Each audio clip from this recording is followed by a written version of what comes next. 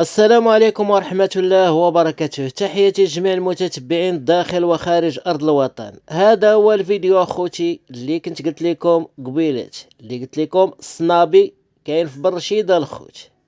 هاي عاد وصلت الوقت باش نبارطاجيه معاكم.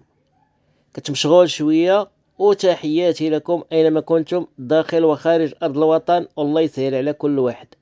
هاد العوضة الخوت عنده 12 سنة، مركوب ناضي سلامات.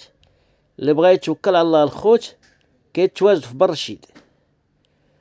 يمكن العرف كحل وتتابع كحل، والله يسهل على كل واحد الخوت.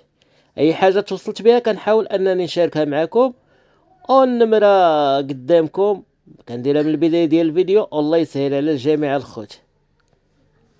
ها انتم اخوتي كلشي قدام عينيكم والتصويرات، الله يسهل على الجميع الخوت.